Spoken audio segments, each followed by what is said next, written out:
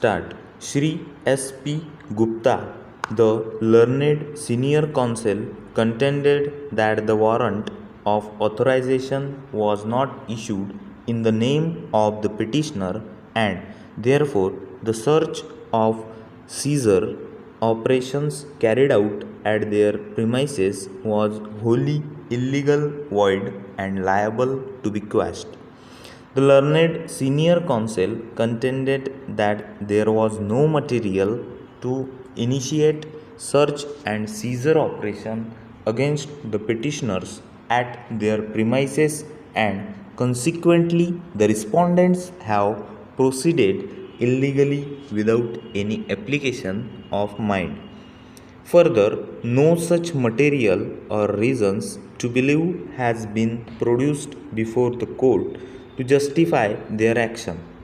The learned counsel contended that the search was only conducted at the premises of the petitioners and not at the premises of the persons mentioned in the warrant of authorization. It was urged that based on this illegal search, the petitioners' bank accounts and lockers were seized or attached illegally, which action was also liable to be quashed by the court as no search warrant was served by the respondents relating to lockers of the petitioners. It was urged that there was no material or information on the basis of which the lockers of the petitioners were seized and therefore the action of the respondents was wholly illegal and without jurisdiction. Para. On the other hand, the learned senior counsel for the department, Shri Bharatji Agarwal, justified the action of the department in conducting the search at the premises mentioned in the warrant of authorization. The learned senior counsel contended that the search was conducted at premises number 455 Civil Lines, Muradabad, which is one composite property and has not been partitioned by metes and bounds, nor was there anything to show that each person mentioned in the warrant of authorization as well as the petitioners had separate identifiable portions.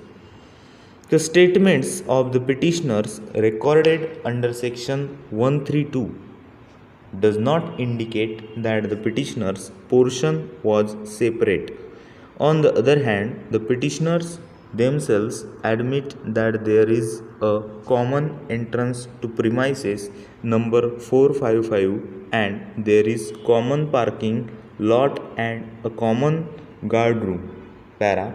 Having heard the learned counsel for the parties, we find that a search is necessary to secure evidence which is not likely to be made available by issue of summons.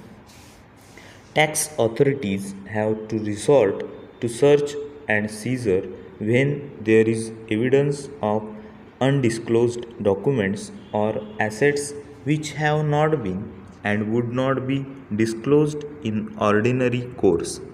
Section 132 of the Act read with Rule 112 of the rules is intended to achieve two limits objectives, namely to get hold of evidence bearing on the tax liability of a person which he said person is seeking to withhold from the assessing authority and to get hold of assets representing income believed to be undisclosed income and applying so much of them as may be necessary in discharge of the existing and anticipated tax liability of the person concerned.